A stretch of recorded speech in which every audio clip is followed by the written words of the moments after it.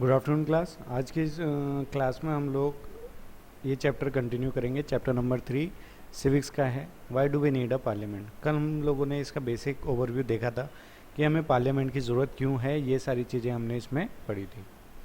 ठीक है, पार्लियामेंट क्या है, बेसिक ओवरव्यू हम लोगों ने इसमें देखा था कि why should people decide, people क्यों डिसाइड करें। अब उस टाइम पे क्या होता था, 1947 15 अगस्त 1947 से पहले कि जो अंग्रेज़ थे वो हमारे ऊपर ज़बरदस्ती अपने कानून थोप रहे थे।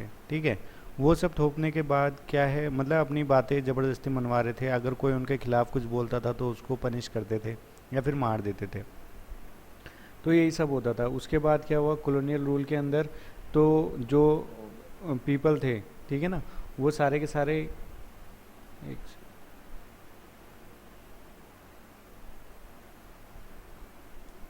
तो कॉलोनियल रूल के अंदर जो लोग थे वो सारे के सारे क्या कर रहे थे, डर के अंदर रहते थे, क्योंकि ब्रिटिश गवर्नमेंट जो है उनके जो डिसीजन होते थे उनसे एग्री नहीं करती थी, तो उनको मार देते थे या फिर उनको हटा देते थे, जेल में बंद कर देते थे। तो ब्रिटिश गवर्नमेंट ये सब कर रही थी। तो ये सारी सिचुएशन जब आई ब्रिटिश गवर्नमेंट के सामने भी और हम इंडियंस के सामने भी, तो काफ़ी सारे लोगों ने उसके लिए अपोज़ किया। अपोज़ करने के बाद क्या हुआ, सबके सब लोग आंदोलन में खड़े हो गए और ये फिर एकदम से बढ़ता चला गया और फिर लोग आज़ाद हिंदुस्तान की मांग करने लगे।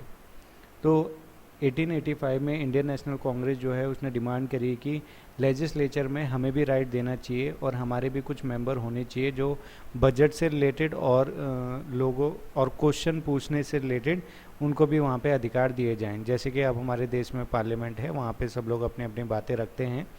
तो उस टाइम पे भी जो हमारे इंडियन नेशनल कांग्रेस थी उस टाइम पे 1885 में, तो इंडियन नेशनल कांग्रेस ने डिमांड करी अंग्रेज़ों के सामने, ब्रिटिशर्स के सामने, कि भाई हमें भी अधिकार दो कि हम भी जो बजट है बजट के ऊपर भी डिस्कस कर सकें और हमें भी क्वेश्चन पूछने का अधिकार होना है चाहिए, क्योंकि हम लोग भी यहाँ रह रहे हैं, हम जनता की आवाज़ आप तक पहुँचाएंगे या जो भी है। तो वो उस टाइम पे उन लोगों ने अपनी अपनी बात रखी। तो फिर धीरे धीरे यही सब चलता रहा। उसके बाद यही सारी चीज़ें हम लोग फॉलो करते गए और उसी की वजह से आज हमारे देश में पार्लियामेंट्री सिस्टम है। क्यों? क्योंकि जितने भी लोगों ने जो फ्रीडम स्ट्रगल किया था, उन लोगों का ये मानना था कि हर एक का अपना अपना राइट है, हर एक को अपने हिसाब से जीने का राइट है, हर कोई अपने हिसाब से रहना पसंद कर सकता है, उसकी अपनी एबिलिटी है, उसकी अपना राइट है कि वो जैसे चाहे वैसे रह सकता है। तो सबको आज़ादी देनी चाहिए। ये सारी की सारी चीज़ें उस टाइम पे ये सब चीज़ें दी गई थी। तो जब आज़ाद हुआ हमारा देश, तब ये इन सारी चीज़ों को ध्यान में रखा गया और फिर एक पार्लियामेंट्री सिस्टम लाया गया। हमारा जो संविधान है उसमें भी यही सारी चीज़ें हमको दे रखी हैं। आपको पता होगा, राइट, हमें फंडामेंटल राइट्स दिए हुए हैं, ठीक है ना, और कुछ फंडामेंटल ड्यूटीज़ भी हमें दे रखी हैं।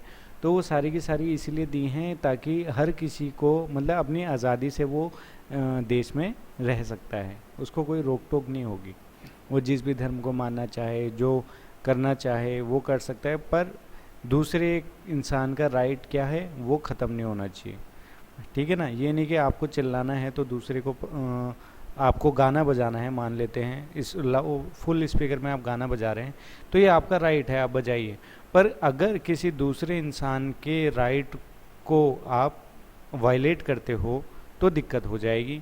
जैसे कि आपको गाना बजाना पसंद है, मतलब फुल वॉल्यूम पे, लेकिन कोई दूसरा पर्सन है उसको पसंद नहीं है, तो उसका राइट भी तो है कि उसे कम वॉल्यूम, उसको कोई डिस्टर्ब ना करे। और आपका राइट है कि आपको कोई फ्रीली बात कर सके, आप लोग फ्रीली गाना सुन सकें।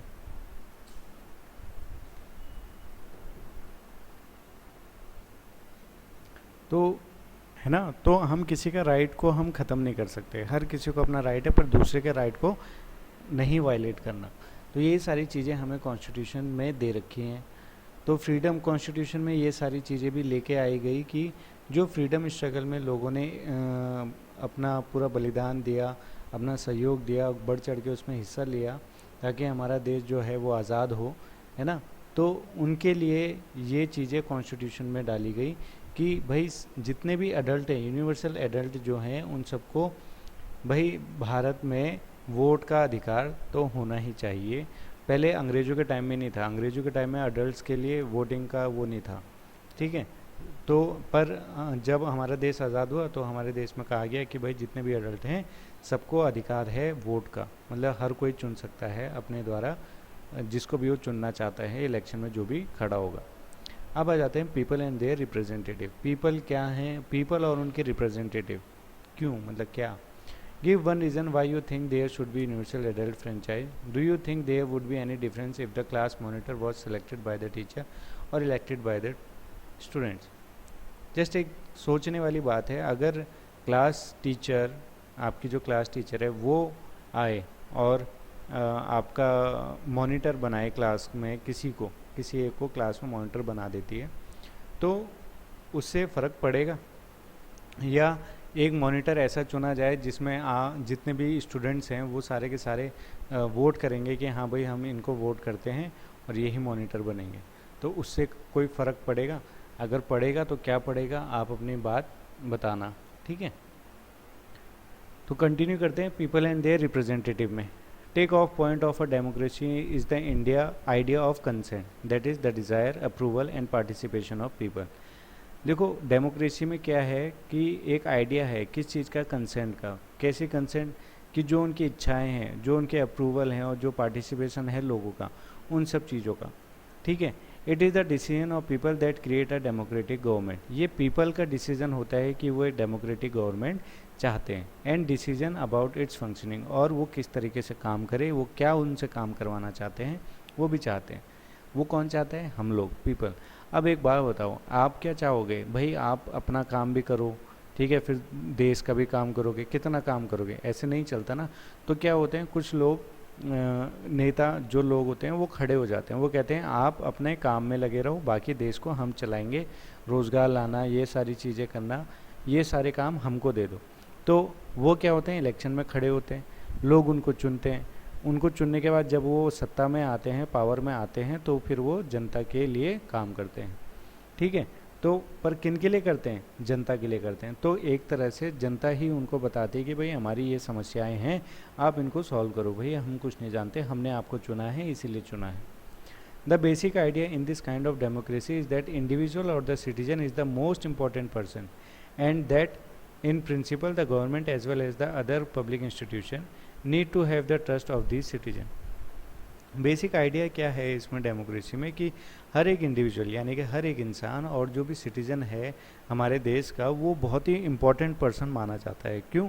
क्योंकि वोट तो देगा, एक वोट से भी सरकार गिर जाती है, तो आप तो समझ सकते हो, है ना। एक वोट से कोई बच्चा नहीं, एक वोट से कोई एक सरकार मतलब नेता है वो हार सकता है। तो हर एक वोट कीमती है, तो इसलिए हर एक इंडिविजुअल कीमती है, इम्पोर्टेंट है, और जो वहाँ का सिटीज़न है वहाँ के, वो भी इम्पोर्टेंट है, ठीक है। How does the individual give approval to the government? Individual, हर एक इंसान, जो एक इंडिविजुअल, एक अकेला इंसान कैसे अप्रूवल दे सकता है गवर्नमेंट को? One way of doing so, एक तरीका ये है, as you read, is through election, ठीक है ना। एक तरीका तो ये है कि वो इलेक्शन देके, वो अपना वोट जिसको देना चाहता है उसको देगा, बात ख़त्म। जिसको भी वो वोट देगा उससे अप्रूवल तो मिलेगा ना कि हाँ भाई मैं इनसे काम कराना चाहता हूँ, ठीक है। जैसे कि क्लास में मॉनिटर आप लोग अपॉइंट करेंगे, तो जब मॉनिटर अपॉइंट किया जाएगा तो आप क्या चाहोगे, कौन बने मॉनिटर? तो आप उसी को तो वोट करोगे। अब जब वो वोट कर जीत जाएगा तो आप उसी से तो करवाओगे काम, कहोगे भाई आपको हमने चुना है तो आप प्लीज़ हमारी इस चीज़ों में मदद करो, कि जैसे यहाँ पे पेन खो गए हैं, बच्चों के पेन खो रहे हैं, या ये बच्चे से ये शिकायत है, किसी बच्चे की कॉपी खो गई है, तो आप अपने मॉनिटर को बोलोगे, मॉनिटर क्लास टीचर को बोलेगा। तो इस तरीके से चलता है। तो ऐसी सरकार में भी है, हम लोग अपना जो प्रतिनिधि है उसको वोट दे देते हैं, अगर वो जीत जाता है तो हम फिर उससे ये उम्मीद करते हैं कि जो हम को प्रॉब्लम्स आ रही हैं, प्रॉब्लम हम लोग फेस कर रहे हैं, वो सारी प्रॉब्लम वो अब दूर कर देगा, ठीक है। People would elect their representative, ठीक है। पीपल क्या करेंगे, जो लोग हैं वो अपने रिप्रेजेंटेटिव को इलेक्ट करेंगे टू द पार्लियामेंट, ताकि वो पार्लियामेंट में जाए, ठीक है। Then one group from among these elected representative form the government, तब जितने भी ये लोग चुन के आते हैं ये लोग एक सरकार बनाते हैं, एक गवर्नमेंट बनाते हैं। मान लेते हैं जैसे फॉर एग्जांपल आप हैं, आपने किसी एक को चुना और दूसरे ने किसी एक को चुना, तीसरे ने किसी एक को चुना, ऐसे करते करते चुन चुन के लोग कहाँ जाते हैं, पार्लियामेंट में जाते हैं, और ये सब मिलकर आपस में फिर क्या करते हैं, एक सरकार बनाते हैं। The parliament which is made up of all representative together, जो पार्लियामेंट है वो सभी रिप्रेजेंटेटिव को एक साथ लेके चलती है। तो कैसे बनी है पार्लियामेंट? जितने भी लोग जीत के आए हैं, जितने भी रिप्रेजेंटेटिव्स हैं उनसे, ठीक है। Control and guide the government, वही लोग, जो पार्लियामेंट है which is made up of all representative together control and guide the government, तो वो क्या करती है, जितने भी कंट्रोल, ये जो रिप्रेजेंटेटिव है इनको कंट्रोल करती है, सरकार को कंट्रोल करती है और उनको गाइड करती है। In this sense people through their chosen representative form the government and also control it. इस सेंस से देखा जाए तो जो लोग हैं वो क्या करते हैं, अपने द्वारा जो उनके प्रतिनिधि हैं उनको चुनते हैं, ठीक है। तो ये सारी चीज़ें हमने पढ़ी। तो आज हमने क्या पढ़ा, पीपल और उसके रिप्रेजेंटेटिव, किस तरह से पीपल क्या हैं अपने रिप्रेजेंटेटिव को चुनते हैं, ये सारी चीज़ें हमने आज इसमें पढ़ी।